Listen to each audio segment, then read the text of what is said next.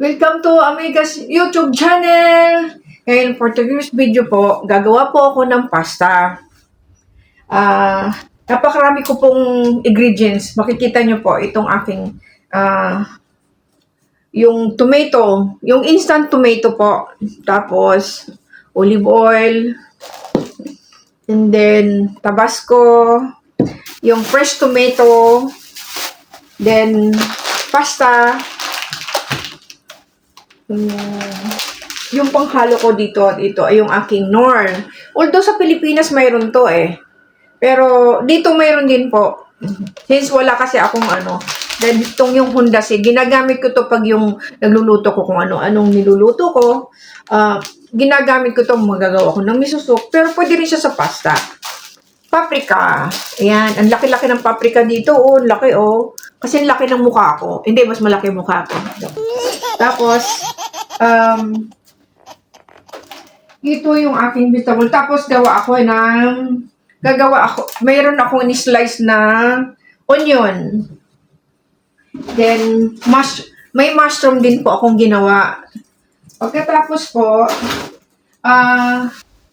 bumili rin po ako baka tumulo kasi, yung aking giniling na chicken. Yung ribs po ang ginawa ko dito. Yung nakagiling na siya. Tapos, ito naman yung aking, may nabibili. Yung instant siya. Instant po siya. Pero, ang halo niya is, may squid, then, malapit yata ako. Squid, tapos, may shrimp, tapos, mga shell na maliliit. Although, instant na po siya. Yun ang ihalo ko. Tapos, bumili rin po na ako ng shrimp din na maliliit. Yan. Although, matrabaho siya, pero pag nagawa ko naman, napakayami po.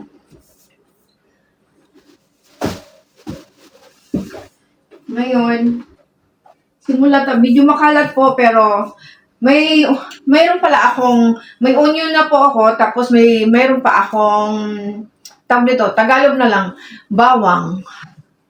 Tapos, mag-start na po tayo. Nakapag-slice na rin po ako. Ngayon, tomato naman yung slice ko. Matrabaho nga lang to, pero okay lang kasi dito ako nag-i-enjoy to sa ginagawa ko.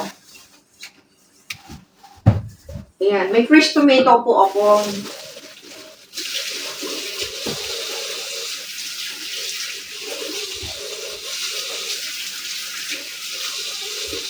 Napakahilig kong itong magluto. Pag nandito po ako sa Japan, ginagawa ko to palagi.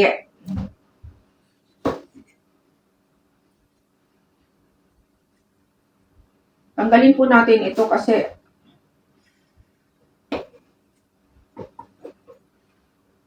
baka sumama siya dun sa pasta.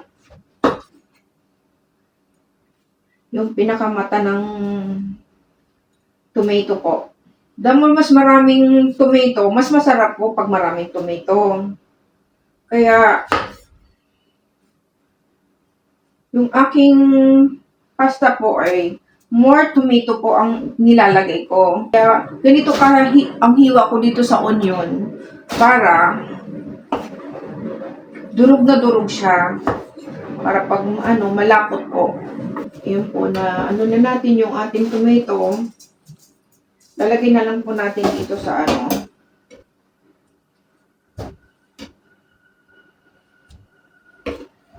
Palagi kong ginagawa ito ngayon. Palagi ko itong ginagawa. Ngayon, pag nasa Pilipinas po ako, bihira kasi ayaw nila yung lutong Italian. Kasi para Italian, pasta. Ayaw ng mga bata. Gusto nila yung mga nabibili ko. Alam mo na, yung luto natin, matamis ang gawa. Ako kasi, more kunting spicy siya ng konti. Tapos, may butter pala akong ilalagay.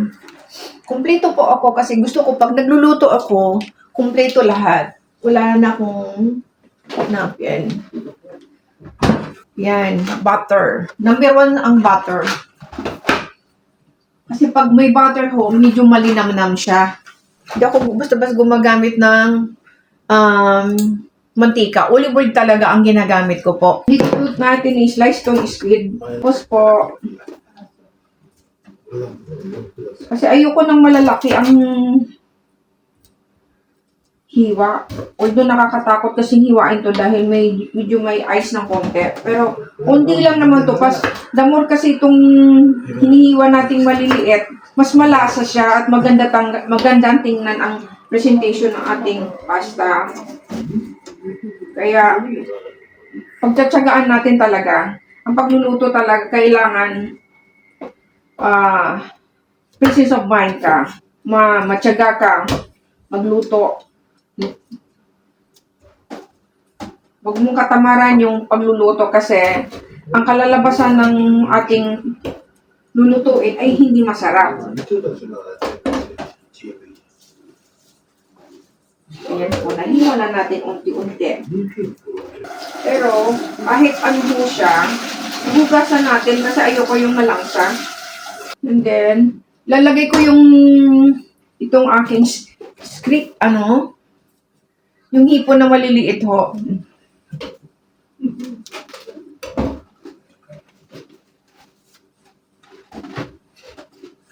Hugas again. Pero alam niyo ho, malinis ho dito yung ang kanilang kung ano man ang bibili mo, nakapack na ho siya. Pero alam kong napakalinis na yon kasi sa kanila masyadong organized po yung mga paninda nila. Hindi bara-bara yung pagtitinda nila dito. Tapos, bawang po ang ating basahin natin yung bawang para mabilis hong mabuksan. Maraming bawang, mas masarap. Sabi nga na nila pa, ang pagluluto daw, pag hilig mo talaga magluto, walang problema kasi parang nai-enjoy mo yung pagluluto. Kapag hindi mo hilig talaga ang pagluluto, napakahirap po. Hindi mo mapapasarap ang lulutuin mo. Sabi nga nila, yung may pagmamahal daw na pagluluto ay ang kinalalabasan po yun, napakasarap talaga. Inipisan mo natin yung bawang kasi mas masarap po yung bawang na yung manipis na manipis para maglasa siya. Dapat maninipis lang talaga sobra. Para pag yung naigisa natin ay pinong-pino, hindi mo na kailangan malabang pa yung bawang. Sayang po kasi ang mahal ng bawang dito. Imagine po yung bawang na tatlong bawang na ganyan, na buo, 3 piraso yon. Ang mahalaga po ano ba? Nasa 250 pesos sa Philippine money natin. Kaya pag yung bibili ako ng bawang na 3 ganito, titipirin ko yan. Depende lang kung talagang may kung lulutuin na kagaya nitong pasta, marami akong ilalagay na bawang. Pahalagan ho natin ngayon yung ang pamimili natin, kung po pwede lang magtipid kasi nga sa mahal ng bilihin. Kung mahal ang bilihin niya sa Pilipinas, mas mahal dito.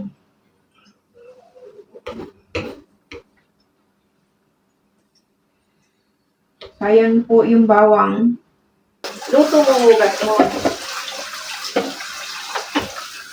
Although malinis ko itong kaldirong to. Pero gusto ko kasi hindi nagamit ng ilang buwan. Kaya gusto ko hugasan ko ulit. Yung natirang ating bawang, ilagay natin sa ref kasi sayang po. Para magamit pa natin to. Gusto ko kasi yung paligid ko maayos. Kasi gusto ko kasi pag maayos ang paligid mo, pakiramdam ko, pag mapapasarap mo yung lulutuin mo.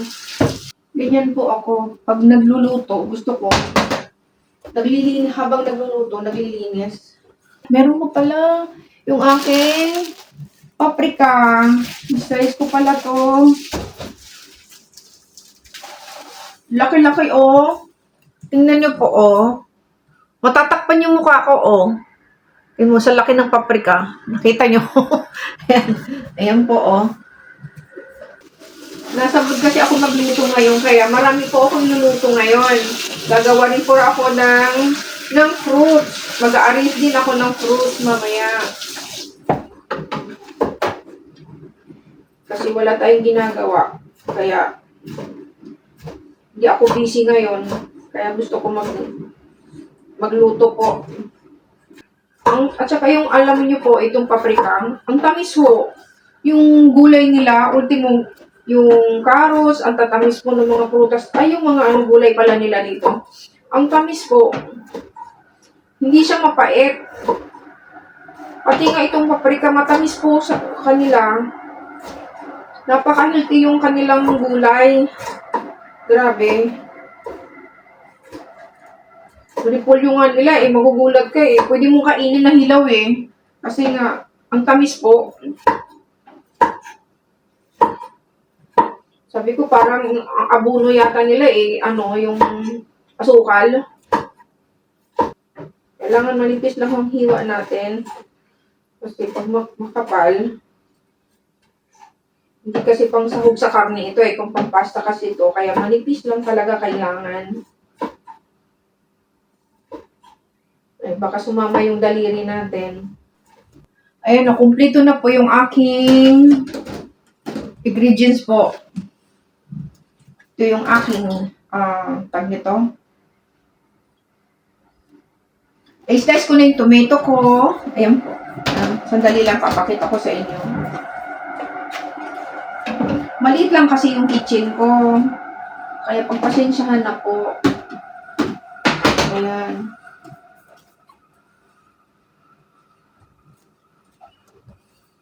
Tingnan nyo po, oh.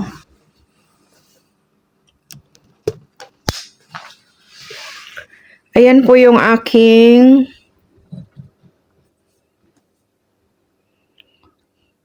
ito yung tomato na in-slice ko. Ito, mushroom po ito. Mushroom. And then, ayan yung sibuyas. Ito yung aking seafoods. Ito naman yung bawang po. Tapos, yung chicken. Instant na binili ko na po ito. Ito yung aking paprika. So, igigisa po na natin. Tapos, mag-start na po tayo. Igigisa natin yung butter.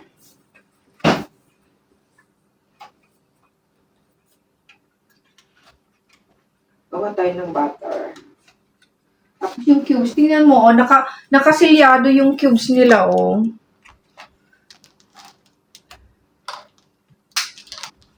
Silyado pa talaga siya. Tapos, aray ko.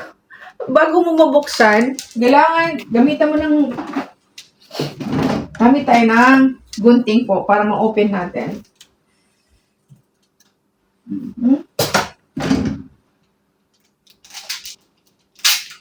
Then, ayan po, oh.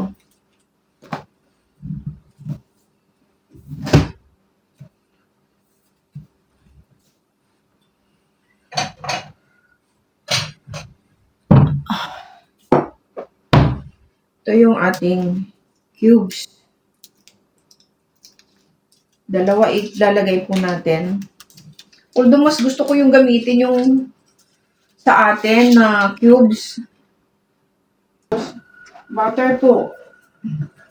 Yung butter natin, maliit lang yung binili natin kaya naka-cubes din yung butter nila. Ayan, oh, naka-cubes siya, oh. Pero sige lang. Honda si po. Sa Pilipinas may nabibili ito eh. Pampalasa to. Ano po to? Tag nito. Itong Honda si po. Ano yan? Fish po yan. Ayan po, oh. Oh. Ito po yung pabango sa pasta. Sa atin mayroon po ito. Yung basil po. Ano, ang bango po ito pag inilagay sa pasta. Ayan. Pero sa Tagaytay, marami po ito eh. Next po, ilagay natin ang olive oil na.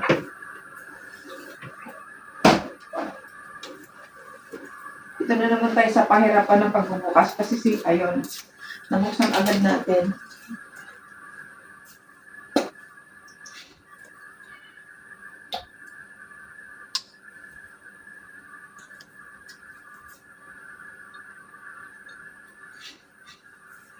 Olive oil po.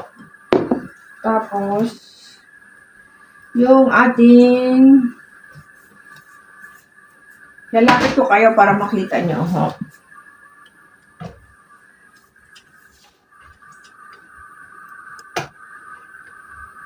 Medyo magulo lang ko yung kitchen ko, pero kita nyo ba? Hindi, okay.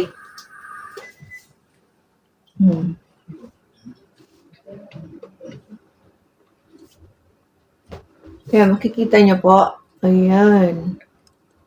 Gusto ko makita nyo. Yung tama lang ang apoy para hindi masunog yung ating bawang. Tapos, mamaya na po natin ilagay yung butter.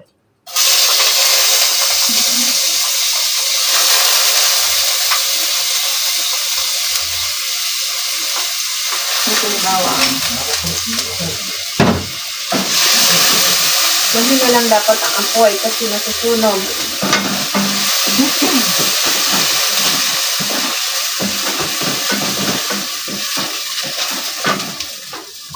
Kamatis.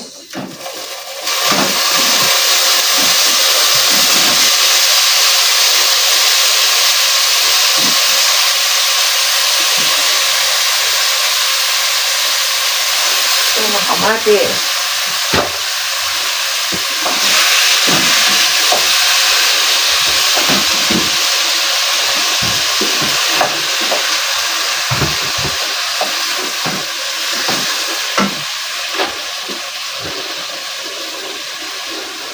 Ayo guys, lagyan po natin ng ayo guys para malasa yung ating kamatis din po. Ito, paminta po ito. Big pepper po. Magulo nga lang yung aking kusina kaya pasensya na po kayo.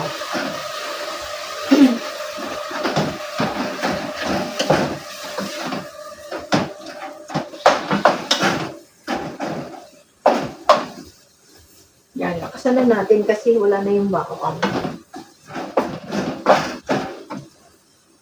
Kamatis. Tudurugin natin ng konti.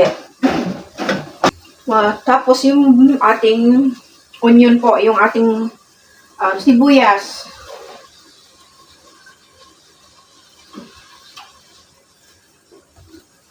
Sibuyas po.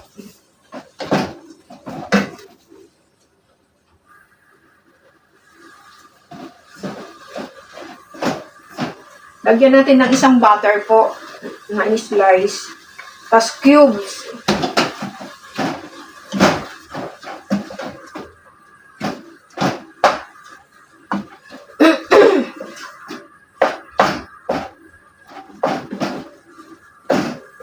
Para mabango.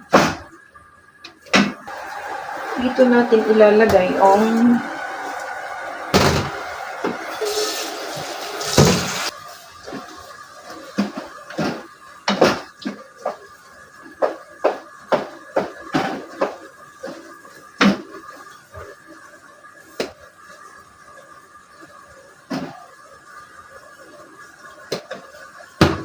ito yung ating paminta. Dagdagan natin ng paminta.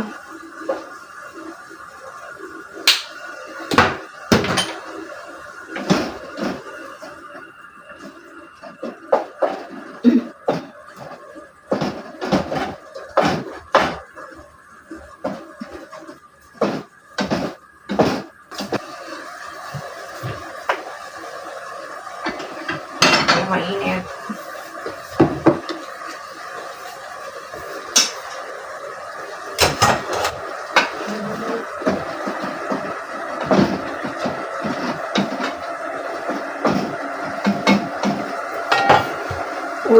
again.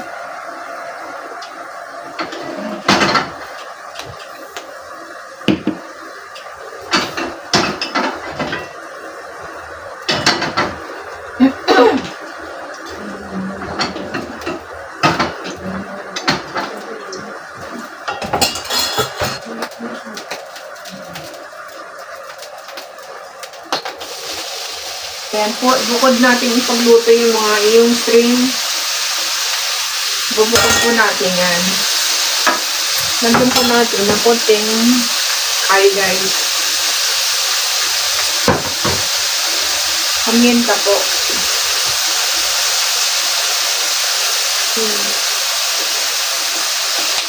Half-cook lang ang pagkaluto para pag nilagay natin sa pasta, hindi po dry ang Tapos yung sauce nito, lalagyan po natin yung ating string para malasa po. Ganun ang gagawin niyo pagluto ng pasta. Kita nyo, half-cook lang siya. Alam niyo naluto na. Huwag na po natin yung ating kamatis at saka yung bawang po. Yan po, yung instant tomato po. Ayan o. Lalagay po natin.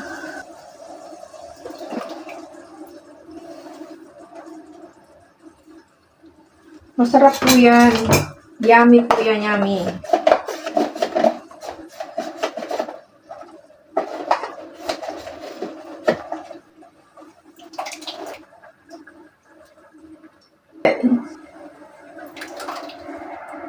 Yan. Matalsik eh.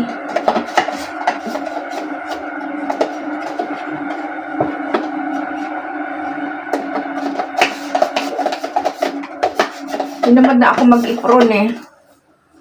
Yan.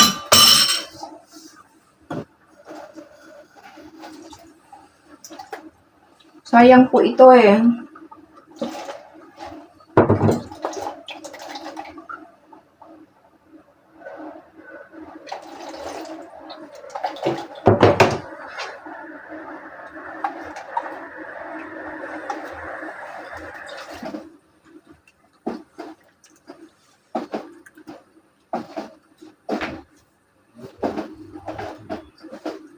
Siya. Ngayon,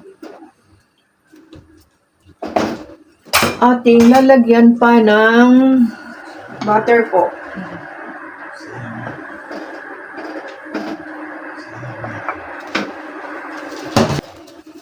Tapos lagyan natin ng Honda C.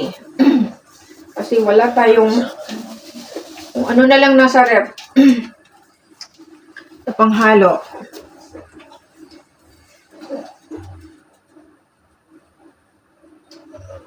Ayun guys.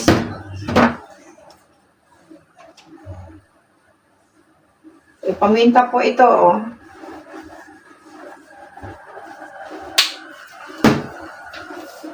Yan ho, malapot na ho siya. Kita nyo po oh.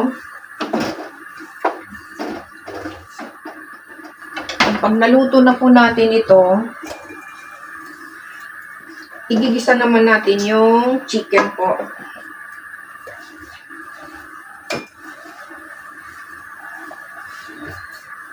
Yung chicken para masarap. Tapos, lalagyan nyo ho natin ng Tabasco para matanggal ho yung ito ho ang nagpapatanggal ng asim yung tomato, ito po yung nagpapatanggal ng asim. Lalagyan mo natin ho ng imbes diba pag naluto, tsaka natin ilalagay. Although, pwede na naman maglagay, kaya lang para mawala yung asim nung kamatis po, yung tomato natin, lagyan po natin ito. Lumabas pa na yung lasa niya.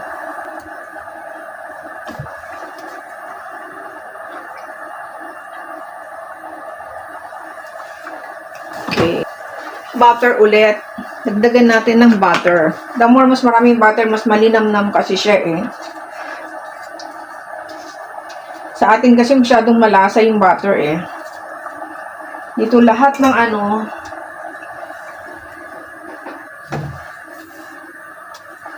mahit lang.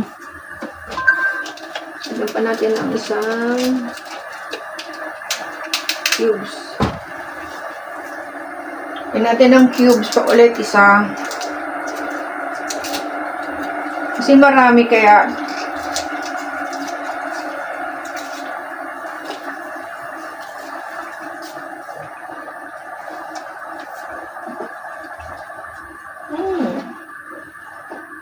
yummy.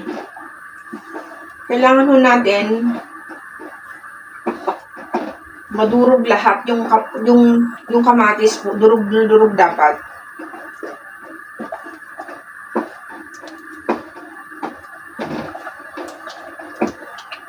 Durog na siya, oh. Tsaka po ilalagay mamaya yung mushroom.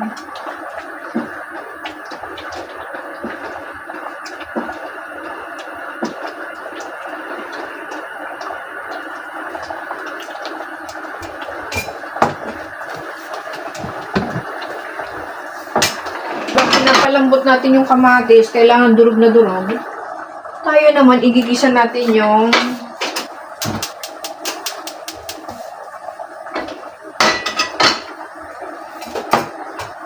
chicken po.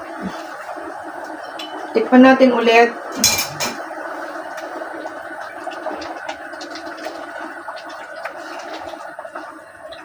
Ayan, nadurog na po siya.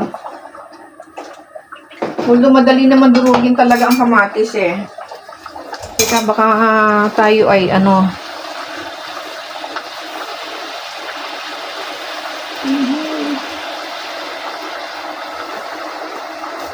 yung ating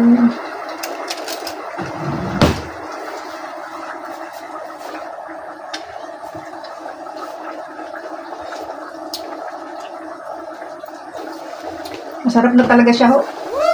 Grabe, ang sarap.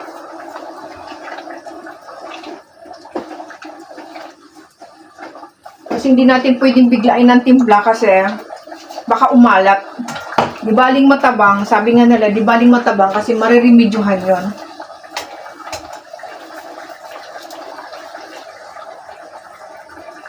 Yung ating marikado talaga ako pag nagluto.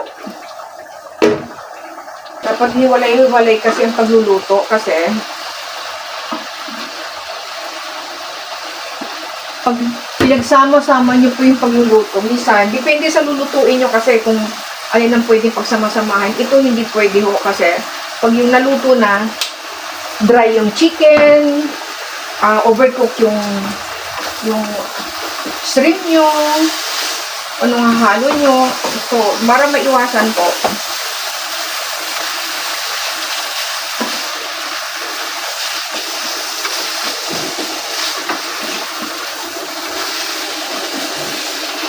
tapos lahat po yung niluluto ko, 'di ba? Hiwalay-walay.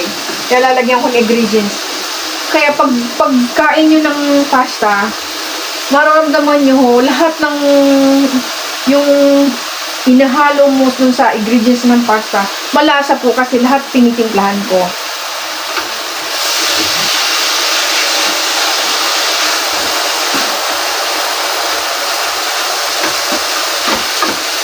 There again.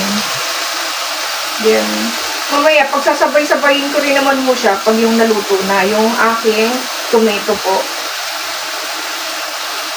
Pwede naman mo siya eh. Pero,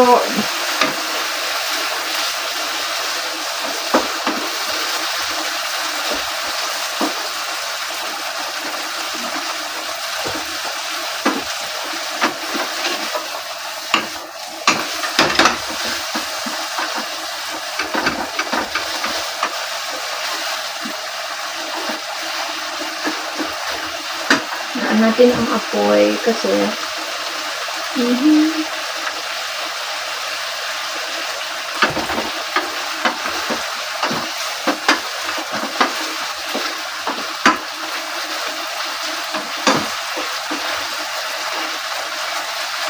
maganda ho kasi alam natin na naluto natin pari-pareho yung sa bukod natin naluto lahat ang ihahalo niyo po.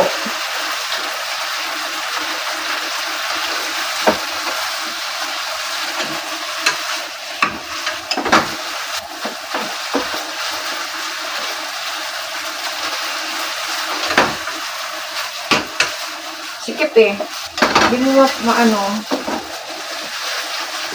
Okay. Paghaluin na natin yung shrimp po.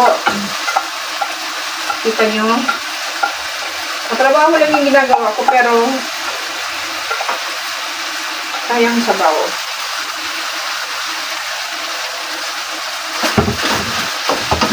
Yan. Mamaya na natin ilalagay yan. Pagluto na to.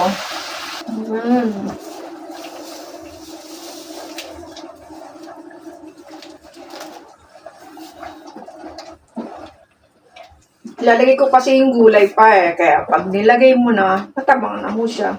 Tsaka marami ang sauce. Dapat kasi lutong-luto yung kamatis. Kasi yung kanina, yung instant na tomato, okay lang yun. Pero yung nilagyan ko pa kasi siya ng hilaw na kamatis. Kaya kailangan lutong-luto siya dahil para maiwasan natin mapanis. At malinamnam po yun.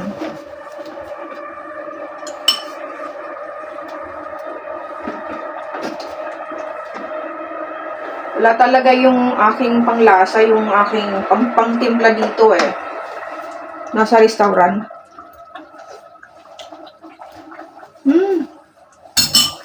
Pwede na kayo mag-asawa. Sarap.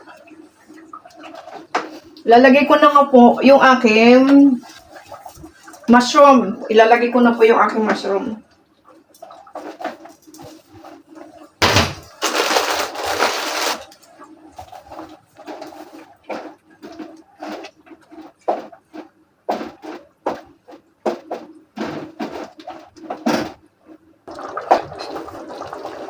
Sauce para sa spaghetti po. Ito naman yung seafoods po.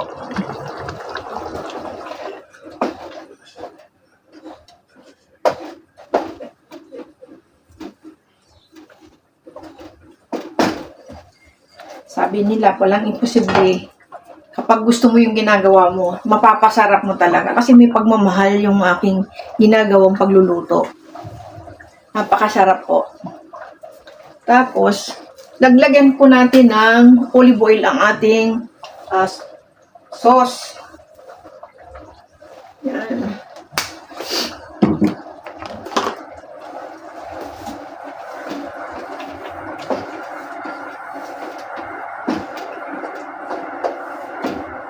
Lalong mapapasarap pa yan pag nailagay na ho natin itong ating seafoods po. Then, nilagay natin yung paprika po.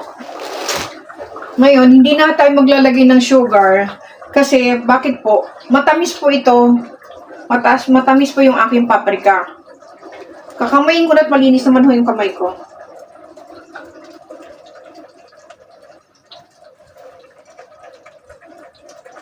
Ayan po. Hindi natin uubusin kasi gagawin ng salad. Dahil luto na po. Ihalo na natin to ang ating seafoods. Wow. Ayan na po, oh. Kaya pag yung pag nailagay nyo na po, alam nyo nang malasa lahat ng nailagay mo dahil natimplahan mo bawat isa.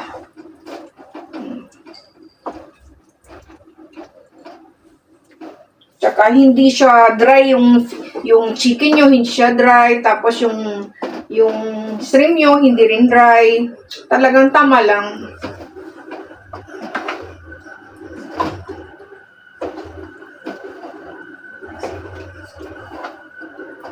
Yan po, oh. Wow, sarap. Napakasarap po. Oh. Kung pwede lang, patikman ko sa inyo to. Grabe, ang sarap po. Yan. Pag kumulo na siya, okay na po siya. Ito na po yun ating titikman. Kasi naihalo natin.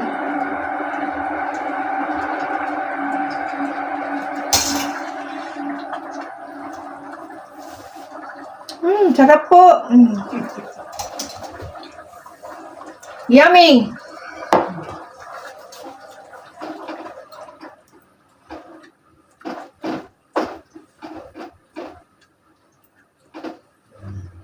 Medyo matabang lang siya ng konti, pero Remedyo lang.